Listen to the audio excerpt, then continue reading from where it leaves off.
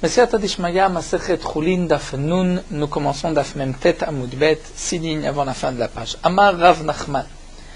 Rav Nachman nous enseigne concernant Chelev, le din de la graisse, à Asui Kekova, qui est comme un chapeau, Enosotem, il ne peut pas servir de fermeture s'il y a un trou.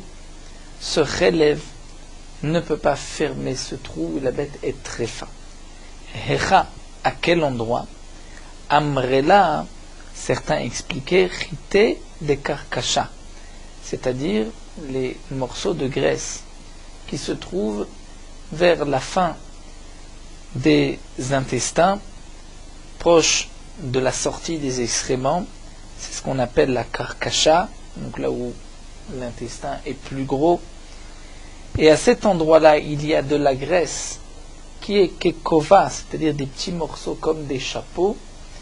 S'il y a un trou en dessous, cette graisse ne peut pas servir de fermeture. Ve'amrela, et d'après certains, c'est à tarpacha des Liban, c'est-à-dire il y a une graisse qui recouvre le cœur, comme nous dit Rashi, qui est comme un chapeau, et le cœur est caché à l'intérieur.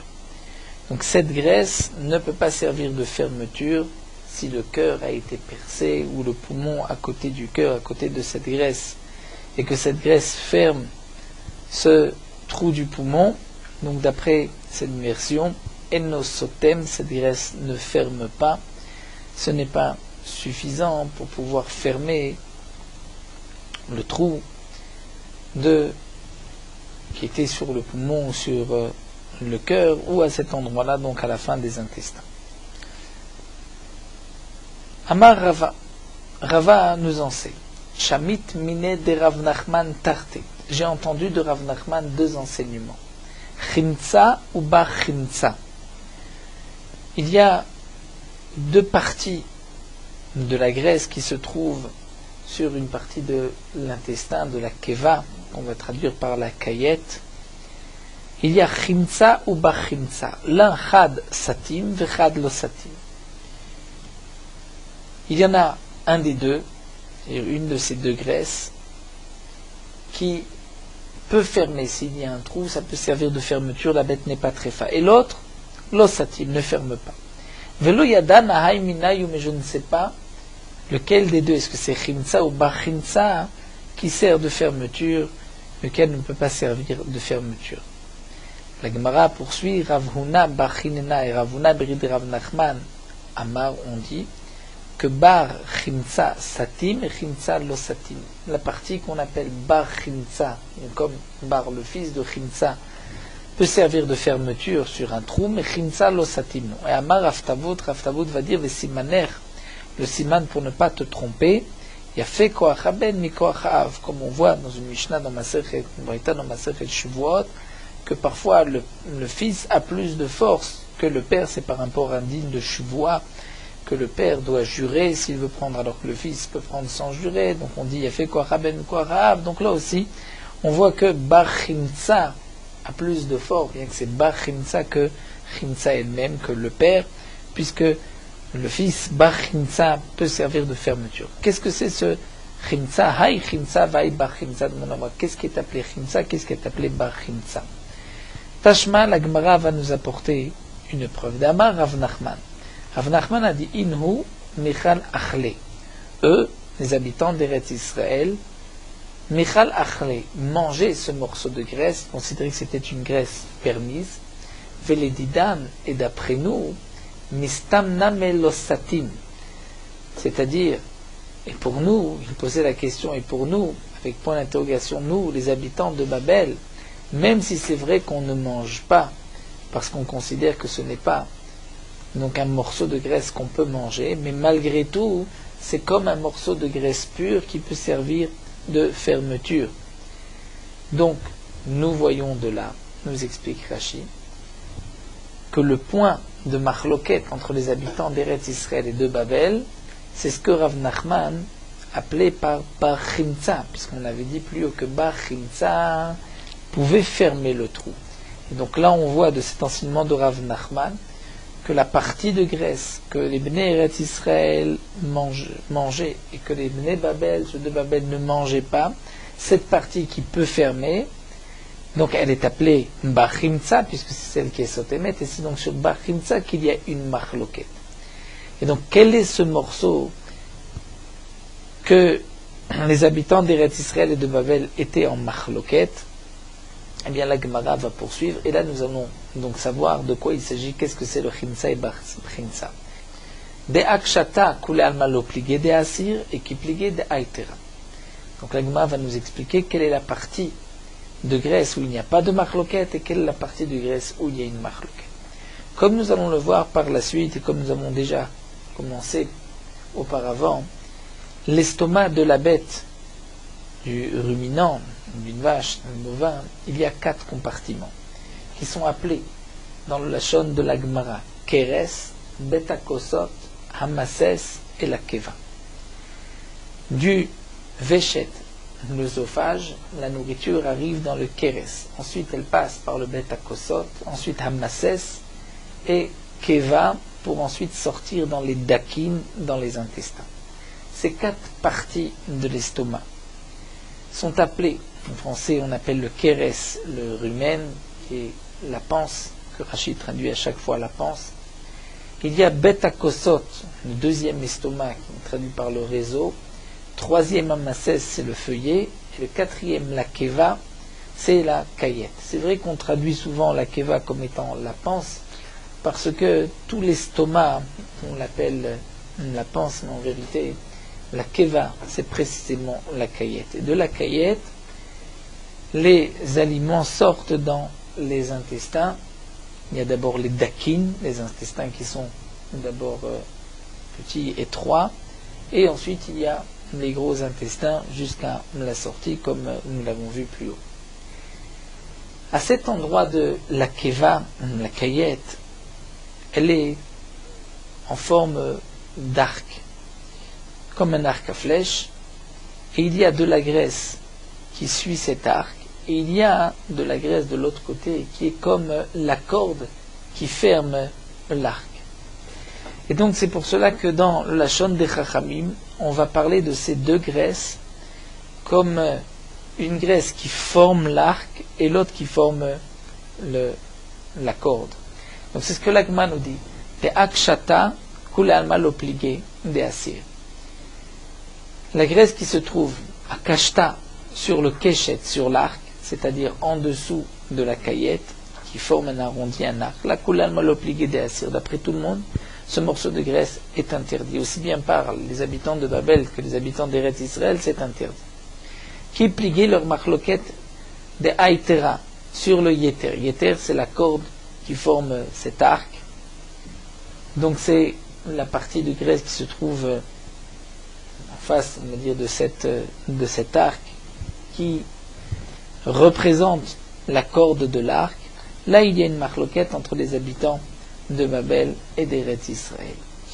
Et donc Rachid nous explique que leur marloquette, c'est que les Bnei Babel pensent comme Rabbi Ishmael, que toute graisse où il y a donc une membrane, c'est une membrane qui s'épluche, qui se détache, c'est considéré comme du chelev tamé, comme de la graisse interdite. Et là aussi, c'est krum veniklaf. Seulement les habitants de Maharava pensent comme Rabbi Akiva que nous avons vu, les habitants d'Eretz Israël, qu'il faut aussi totav krum veniklaf. Pour qu'il soit interdit, il faut qu'il soit totav, et totav nous avons vu plus haut, c'est-à-dire qu'il n'est pas collé, c'est comme un habit, il enveloppe, et cette graisse n'enveloppe pas, donc c'est pour cela qu'elle est permise d'après les habitants d'Eretz Israël. Mais ce que nous venons de voir, c'est que cette graisse qui est à la place, qui est représentée comme une corde, la corde de l'arc, c'est cette graisse qui est appelée Bar Chimtza, et nous avons vu que cette graisse, il y a un trou à cet endroit-là, cette graisse peut être considérée comme une fermeture, puisque le Bar Chimtza ferme. Et cas d'Amri, d'après notre version, nous dit l'Agma, de Aïtere Kulal Malopligé des Charés, la graisse qui est à la place de la corde du Yeter, d'après tout le monde, c'est permis, qui pliguait leur marloquet de Akashta, c'est-à-dire sur la graisse qui forme cet arc. Et donc là, Rachid nous dit que d'après tout le monde, donc on pense comme Rabbi Akiva, qu'il faut que, pour que ce soit interdit, il faut que ce soit quelque chose qui enveloppe, et ça n'enveloppe pas, mais leur machloket c'est des akashta. Donc pourquoi ceux de Babel interdisaient? Rachid nous explique parce qu'eux pensaient qu'il était considéré comme totav, il enveloppait. Celui qui permettait pense qu'étant donné qu'il y avait une partie qui était collée, ça ne s'appelle pas totav. Donc ainsi, on a expliqué la machloket, on pense ce que signifie chimtza et bar chimtza. Et l'agma continue qui a amar rav avia amar rav ami mekamtzin, comme avait dit Ravi au nom de Rav Ami, mekamtzin. C'est quoi mekamtzin? Donc Rashi nous dit, ceci se rapporte sur le premier lachon qui a été dit plus haut, où Rav Ami enseignait, qui lui venait d'Eretz Israël, disait mekamtzin, c'est-à-dire on enlève un peu et on peut manger le reste. Donc c'était sur cette graisse qui était la hétéra, qui représente la corde de l'arc. Cette graisse, les habitants de Eretz Israël la permettaient, donc on enlevait juste un peu de graisse au-dessus, et le reste pouvait être mangé. Et il y avait un morceau de graisse interdit, le reste était mangé. De même, Rabbi Yannai a dit au nom d'un sage que Mekamtzin, on enlève un morceau qui au-dessus est un morceau de graisse et le reste peut être mangé. Amar Rav Avia raconte avec Aïm Nakamed et Rabbi Ami, j'étais devant Rabbi Ami, Kamtsu ve'avoulé ve'achal. On a Kamtsu, on a enlevé un petit morceau, ve'avoulé, et on lui a donné, ve'achal, et il a mangé. Sham'e de Rabbi Chanina, avec Ka'ekame de Rab Chanina. Le Shamash, serviteur de Rab Chanina, était devant Rab Chanina. Amarle, il lui a dit, donc c'est Rab Chanina qui lui dit, Komotz havli de ichul. Il enlève un petit morceau de graisse qui est au-dessus et tout le reste, cette graisse-là, donne-la moi à manger. Chazeda avec Amechasem. Rab Chanina a vu que son Shamash hésitait à lui donner. Il ne voulait pas lui donner. Amarle, il lui a dit, Bablaeat, toi tu fais partie des habitants de Babel, donc qui interdisaient cette graisse. Il dit, Goum, donc enlève, coupe tout, échadé et jette-le, puisque toi tu es un habitant de Babel, donc c'est ton minag de ne pas manger. Tanya, l'Agma nous rapporte une braïta. Rabban Shimon Gamliel Omer Bnei Me'aim Shenikvu. Si les intestins, les Bnei Me'aim, ont été percés, et il y a Velecha Sotmatam, il y a une lecha, c'est-à-dire comme un liquide de l'intérieur qui ferme ce trou. Kshera, la bête kshera n'est pas très femme. Maï lecha, c'est quoi cette lecha, ce liquide? Amarav Kana, shirika de maï. C'est-à-dire, Rachid dit comme l'intérieur de ces intestins qui ressort comme une glaire, quelque chose de gélatineux, qui sort avec difficulté et qui va des nafik agav duchaka, qui sort avec difficulté. Ça, c'est ce qui peut fermer le trou et la bête ekshera. Gemire Chavraya de Rabbi Abba mais Rabbi Abba. Les amis de Rabbi Abba, les Chaverim contemporains de Rabbi Abba, ont appris cet enseignement de Rabbi Abba. Oumanou, de qui il s'agit? Qui sont les Chavrés de Rabbi Abba? C'est Rabbi Zira. Ve'amrelai, d'après certains noms. Chavrés de Rabbi Zira mais Rabbi Zira. Les contemporains, les amis de Rabbi Zira ont appris de Rabbi Zira, de qui il s'agit? Oumanou Rabbi Abba. Ils ont appris que quoi? Ils ont appris la chose suivante. Que Béré, ou Amar Rabbi Abba, Béré de Rabbi Baraba, ils ont appris cet enseignement que Achi Amar Rabbi Yochanan, ainsi a dit Rabbi Yochanan, Alacha ki Rabban Shimon Gamliel betrefa. La Alacha est comme Rabban Shimon Gamliel concernant les dinim de Trefa. Ve Alacha ki Rabbi Shimon be'evel. Et la Alacha est comme Rabbi Shimon concernant la velout, comme nous allons le voir. Alacha ki Rabban Shimon Gamliel betrefa hada amran. Ce que nous avons vu. Qu'est-ce que pense Rabban Shimon Gamliel? Rabban Shimon Gamliel a dit que si les intestins ont été percés et qu'il y a une lecha, donc l'intérieur qui ferme, c'est kasher. Donc la halakha est comme Rabban Shimon Gamliel. Et qui Rabbi Shimon Ba'evel Mahi, de quoi il s'agit? D'Etnan à propos de la velout. Kosh chez Marishonim, les 3 premiers jours de la velout. Bami makom karov, si un proche parent qui n'était pas là au moment de l'enterrement arrive d'un endroit qui est proche, c'est-à-dire un jour de marche. Donc il aurait pu savoir le jour même s'il n'a pas su, dès qu'il arrive, monei maim, il compte les 7 jours avec eux, c'est-à-dire au même compte, là où la famille se trouvait déjà. Makom, Rachok, s'il vient d'un endroit plus loin, alors monei leatzmo, il va compter la Avelout pour lui-même, c'est-à-dire à partir d'aujourd'hui, même s'il terminera après le reste de la famille. Mais quand Vaelar, après les 3 premiers jours, même s'il vient d'un endroit proche et qu'il n'a pas fait les Shiva, il va compter à partir de ce jour-là 7 jours tout seul. Rabbi Shimon dit même s'il arrive le 7e jour d'un endroit proche, il compte avec les endeuillés et il termine les 7 jours en même temps qu'eux.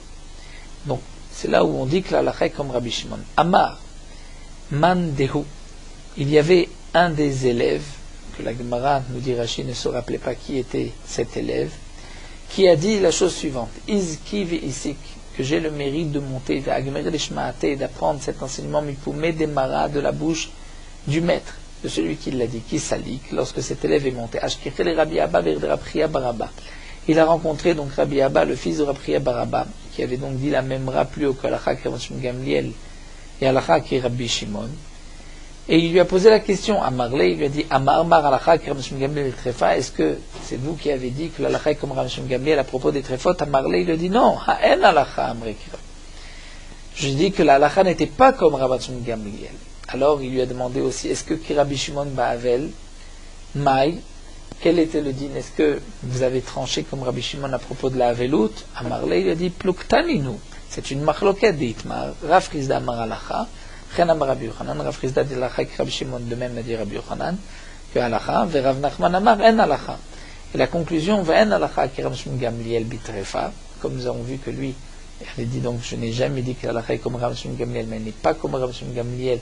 Cette lecha n'est pas suffisante pour fermer le trou, mais malgré tout, Alakha qui Rabbi Shimon Ba'avel. On est d'accord qu'à propos de la Avelout, l'Alakha qui Rabbi Shimon, même s'il arrive le dernier jour, il termine avec tout le monde. D'Amar Shmuel, Alakha qui dira, mais quel Ba'avel, puisque Shmuel a dit que la Avelout, dim des Rabbanan, et on est, mais qu'il l'Alakha est toujours comme celui qui est le plus indulgent, le moins strict. La Gemara continue, Amar Rav Shimi Bachia. Rav Shimi Bachia nous enseigne, mais Kifin Bebne Me'aïm, lorsqu'on trouve un trou dans les intestins, les entrailles de la bête, on peut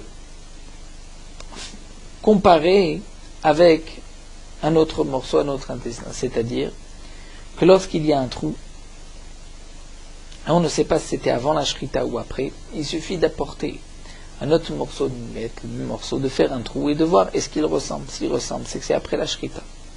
La Gemara nous rapporte qu'à nous, les entrailles d'une bête qui sont présentées devant Rava, on les a amenées devant Rava, Akfinu veloidmu. Il y avait un trou, on l'a comparé avec d'autres morceaux, et ça ne ressemblait pas. Donc on a voulu dire que c'était avant la shrita, puisque le trou qu'on venait de faire ne ressemblait pas au trou qu'on a trouvé. Ater Rameshar Shebere, Rameshar chez son fils est arrivé, mais Mashmesh Beou, il a touché avec les mains, il a mangé ses entrailles avec les mains, veidmu, et là on a vu que c'était la même couleur, ça ressemblait à Marley, donc il lui a dit, mais Nalecha, d'où est-ce que tu sais cela? Donc son père lui demande, comment tu as su qu'en touchant avec les mains, tu allais retrouver la même apparence? À Marley, il lui a dit, Kama yede meshamshu behane, combien de mains ont touché ses intestins, ses entrailles, mais kemed les kamedemar, avant que ça arrive devant le Rav. À Marley, il lui a dit, Chachim beri betrefot, mon fils est chacham, compétent dans le dîme betrefot, qui est Rabbi Yochanan comme Rabbi Yochanan. Puisque Rabbi Yochanan, lui était, comme dit Rashi, particulièrement chacham dans les trefot, ou on va dire que Rabbi Yochanan dans toute la Torah.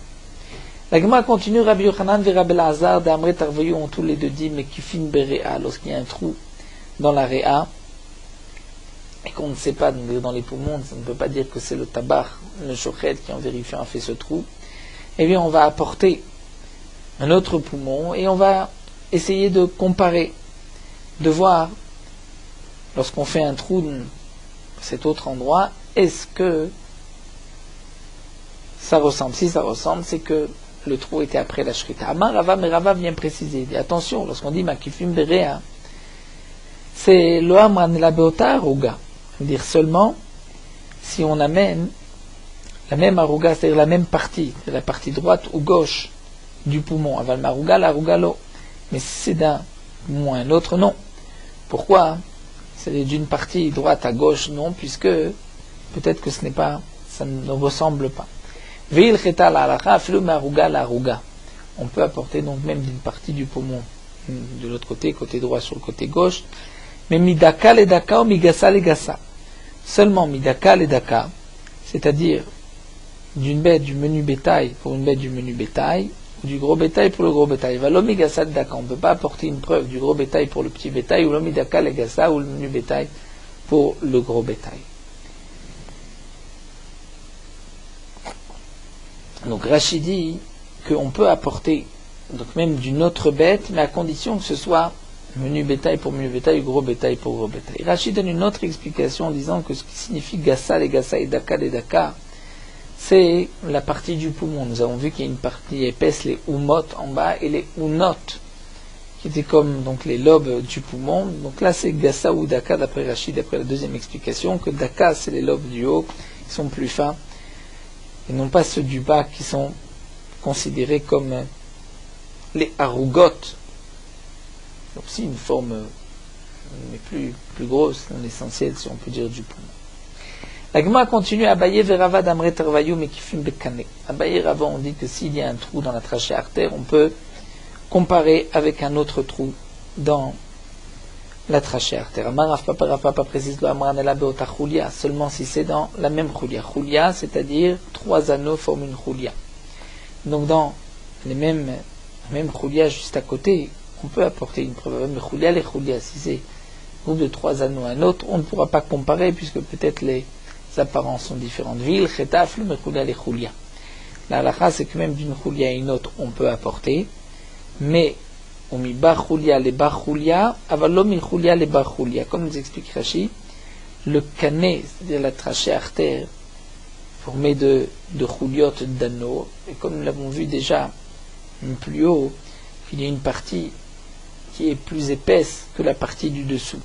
La partie du dessous, c'est ce qu'on appelle la bar chulia. Donc tu peux apporter une preuve de chulia sur chulia, ou de bar chulia sur bar chulia, mais pas apporter une preuve de chulia pour bar chulia ou bar chulia pour la chulia, c'est-à-dire comparer avec un trou dans la partie épaisse ou la partie plus fine du canet, et ça on ne peut pas puisque les apparences ne sont pas les mêmes. Donc il faut rester toujours dans la même grosseur, et comme nous avons vu, ici la Gemara dit dans la halakha, c'est même michulia les chulia de 3 anneaux à 3 autres anneaux. Amar Ziri nous enseigne. On continue dans les dynimes de Trefot. Chalcholet shenikva kshera.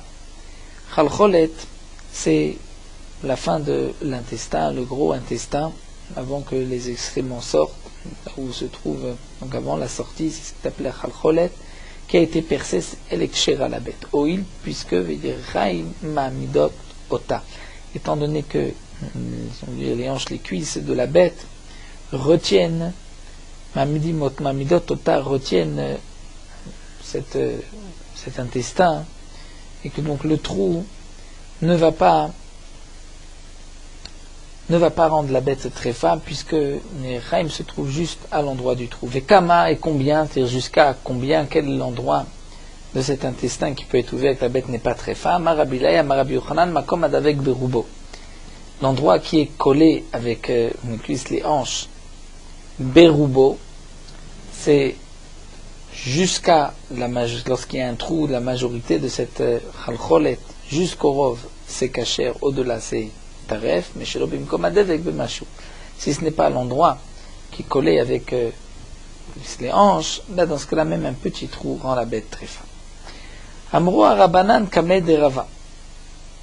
Donc bien sûr on comprend que chez l'obim comme puisqu'elle n'est pas retenue par les hanches, donc même un petit trou va rendre la bête très fine. Et moi continue à voir Rabbanan Kamed et Rava, les Chachamim ont rapporté devant Rava Mishmed et Rav Nachman, nom de Rav Nachman, Amar qui dit Lav mi amina lechu. Ne vous ai-je pas dit déjà plusieurs fois Lotitloube, ne faites pas suspendre bouquet seriquet, c'est-à-dire des cruches vides sur le dos de Rav Nachman, Achi Amar Rav Nachman. En vérité, voici ce que Rav Nachman a dit Makom Adevek Afelunital Kulo Kacher. Dans la partie qui est collé, qui est proche donc des hanches, cet endroit-là, même s'il a complètement parti, la bête est kshera. À condition qu'il y ait de quoi attraper. C'est quoi que des fils avec Kama, Marabaye, Kemelo Batda Betura, dire l'équivalent d'un doigt, même pour un gros taureau. À cet endroit-là, même si une partie de l'intestin est partie, la bête est kshère. On continue, on reprend ce que nous avons vu dans la Mishnah, enfin remonter d'Af Membet, où nous avons vu un din de Trefot. Nous sommes dans le Keres Apnimit chez Nikva, c'est-à-dire l'estomac intérieur. Nous allons expliquer c'est quoi le Pnimit chez Nikva qui a été percé, au Shenikra Rov Achitzona, où la majorité de ce qui est appelé Chitzona extérieur a été déchiré. C'est quoi le Keres Pnimit Vichitzona? Comme nous allons le voir, le Keres Apnimit, il y a dans le Keres, dans le ventre, dans l'estomac de la bête, donc on parle du premier estomac qui est le rumen, la panse, il y a une partie qui est appelée Pnimit, interne, et l'autre qui est Chitzonit, extérieur. La Gemara va définir qu'est-ce qui est Pnimit et Chitzonit, on va dire celle qui est plus proche de l'œsophage, c'est la Pnimit, plus étroite, et ensuite c'est la Chitzonit. Amar Rabuda, Rabuda du nom de Rav, et Nathan Barshila. Nathan Barshila est venu témoigner. Resh Tabachaya de Tzipori, était lui à la tête des Shochatim de la ville de Tzipori. Il est venu témoigner les Fnerebi. Mishum Rabbi Nathan, le nom de Rabbi Nathan. Ezoi Keres Apnimit. Qu'est-ce qui est appelé Keres Apnimit? C'est-à-dire la panse interne, où c'est Bemachu, s'il y a un trou, c'est Taref, c'est Sanya Debe. Sanya Debe, Rachidi, c'est comme une poche qui est fermée en haut. C'est un endroit où se trouve toute la nourriture. Donc cette première partie est appelée le Keres Apnimit.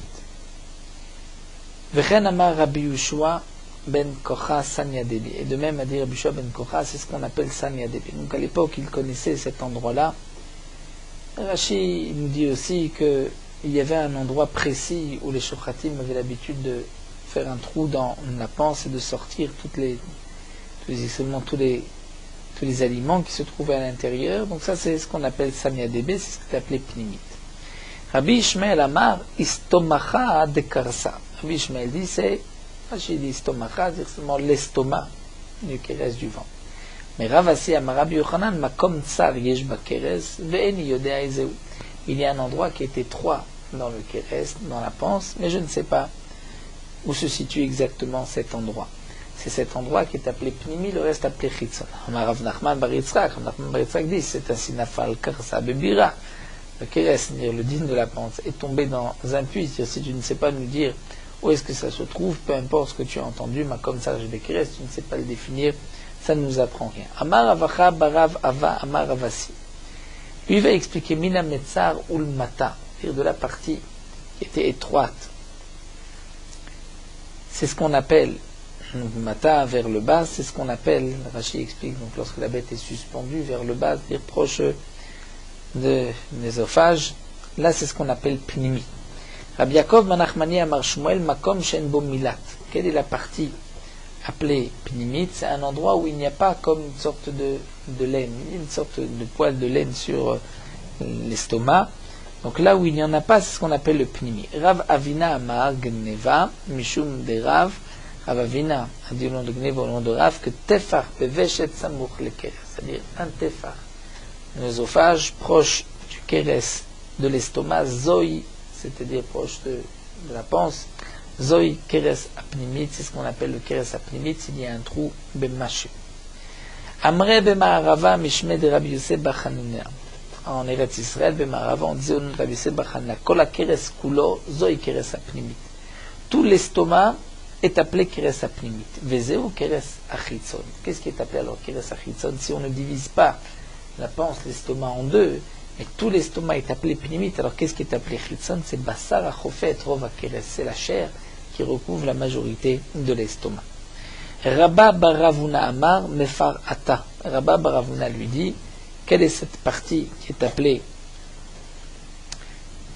Keres Apnimit? C'est Mefar Ata. C'est quoi Maï Mefar Ata? Amar Avavia Echa de Par'et Tabaché.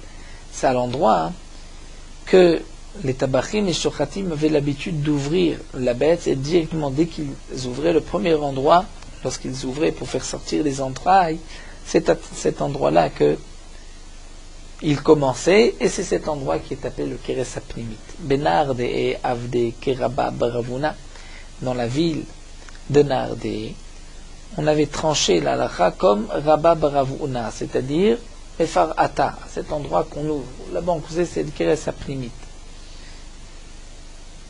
Amarle Ravashi le Amima, Ravashi de Amima, Kol Anesh Mahtate Mai. Dire tous les enseignements d'Amoraim que nous avons vus. Quel est le din? Est-ce que c'est parti? Si on trouve un trou, est-ce que c'est le Pnimit ou pas? Amarle, il lui a dit Kulehu Shaykhan Bidi Rabba Baravuna. Toutes les chitotes sont inclus dans le din de Rabba Baravuna.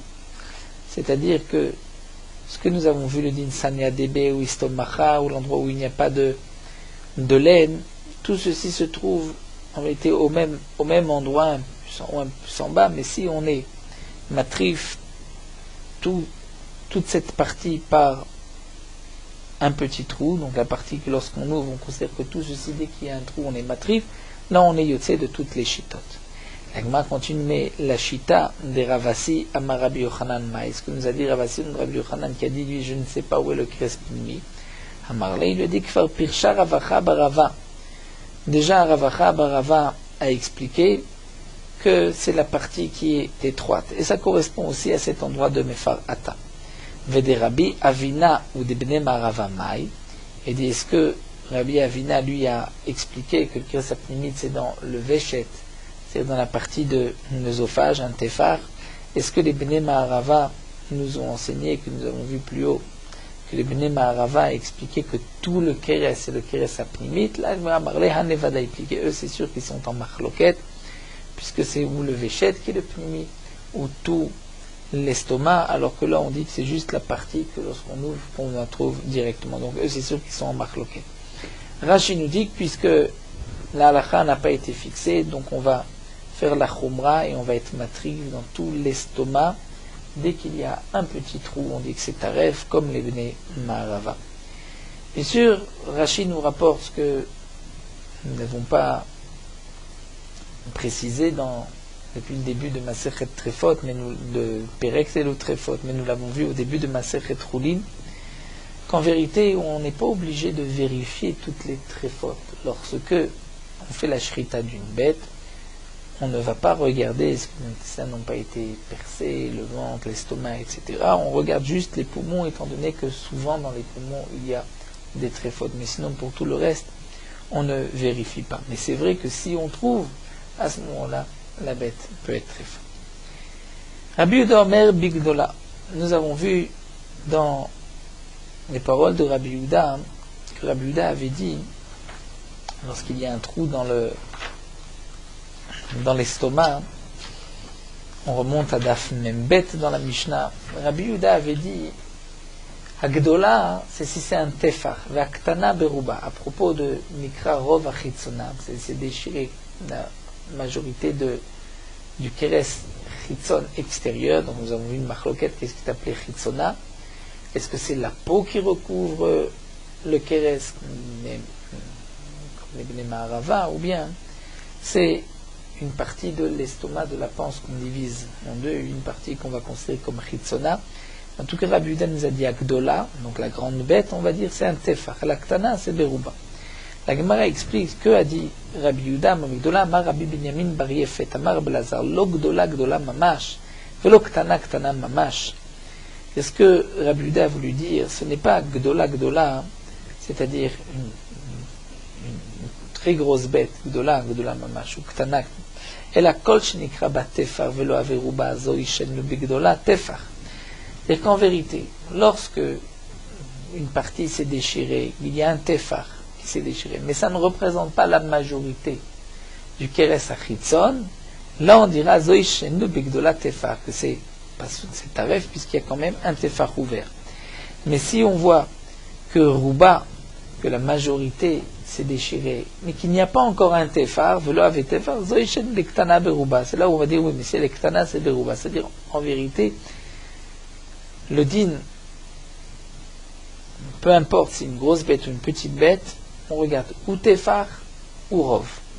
S'il y a ou Tefar ou Rov qui est ouvert, qui est déchiré, la bête est très forte. La Gemara continue, Ruba velo avetefar pshita. Si la majorité est ouverte, même s'il n'y a pas de tefar. Bien sûr que la bête est trefa, puisqu'on a le principe Rubo Kekulo, c'est comme si tout est déchiré. La Gemara répond l'otzricha.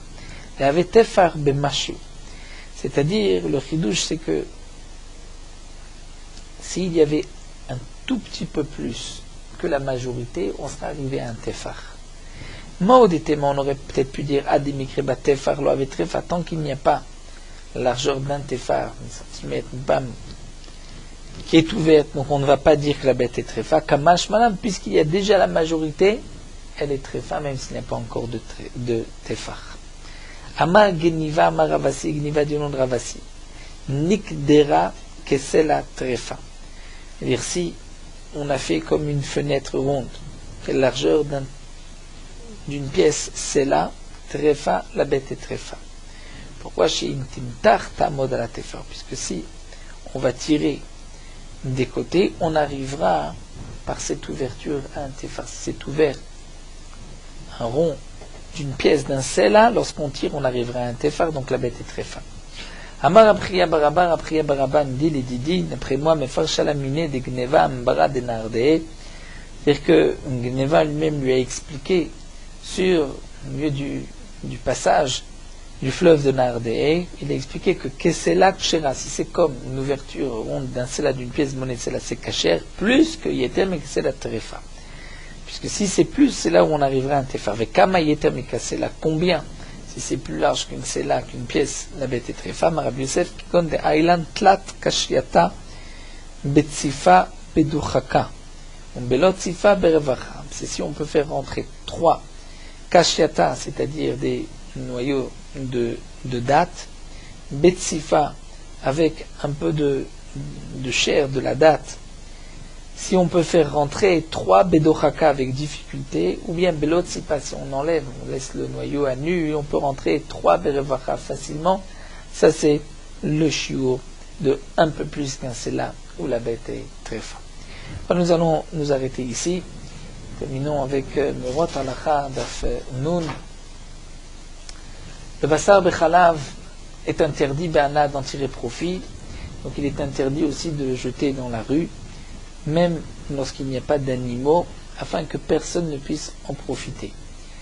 Donc si un peu de viande cachère a été cuit avec de la viande, non, avec du lait cachère, donc c'est le basar bechalav, même si c'était involontairement, il faudra donc prendre le tout et l'enterrer, ou de jeter ce mélange dans un fleuve ou à la mer, un endroit où il n'y a pas de poissons, mais dans un endroit où il y a beaucoup de poissons, là aussi c'est interdit de jeter ce mélange. De même, on peut jeter ce mélange de bassar bechalav aux toilettes, puisque le fait de jeter dans les toilettes, c'est comme si on l'a enterré.